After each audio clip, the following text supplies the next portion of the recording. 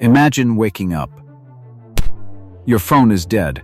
The lights are off. Your car will not start. The hospital down the street has gone dark. The water pumps have stopped. And no one is coming to help. Not because of a war. Not because of a bomb. Not because a single soldier crossed a single border. Because of one burst of invisible energy, lasting less than 1 nanosecond, released from a missile, fired from outside American airspace, at the edge of space itself. This is not a film. This is not a hypothetical designed by nervous academics.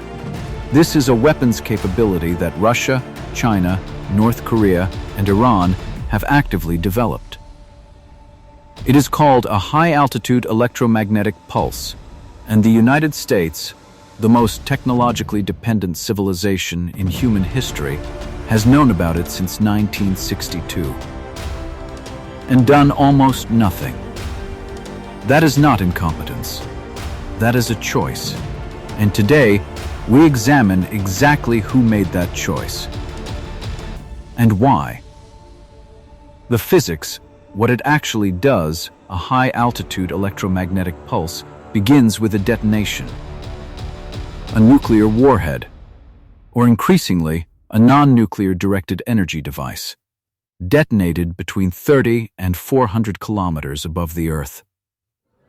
At that altitude, the detonation releases a massive burst of gamma radiation downward. Those gamma rays collide with air molecules in the upper atmosphere. The collision strips electrons free. Those electrons, caught in the Earth's magnetic field, spiral downward at nearly the speed of light. The result is 3 overlapping electromagnetic pulses. The first, called E1, lasts less than 1 microsecond, but it is powerful enough to destroy every unshielded microchip in its radius. In an instant, the second and third pulses damage power lines, transformers, generators, the backbone of the electrical grid.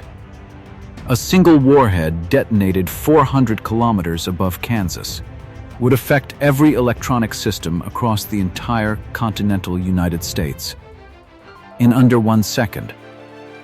The indictment, Congress warned, Washington ignored. In 2004, the United States Congress commissioned a dedicated study, the EMP Commission, staffed by some of the most respected physicists and military strategists in the country. Their conclusion was direct. An EMP attack on the United States power grid could kill up to 90% of the American population within 1 year. Not from the pulse itself, from starvation, from the collapse of medicine, from the collapse of water sanitation, from the total unraveling of modern supply chains. The question is never simply whether a threat is real. The question is always who benefits from ignoring it. Hardening the American power grid against EMP would cost defense contractors nothing. It would benefit no weapons program. It would generate no procurement contracts for fighter jets, no lobbying fees for missile systems. It is the kind of infrastructure investment that generates political credit only after catastrophe. And by then, the politicians who ignored the warnings are safely retired.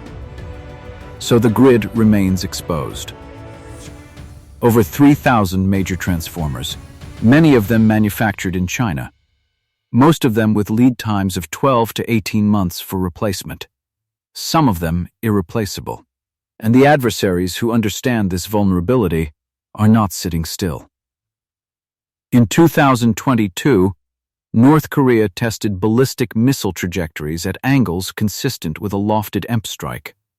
The message was received and ignored. The United States has the knowledge, it has the engineering capacity, it has the wealth.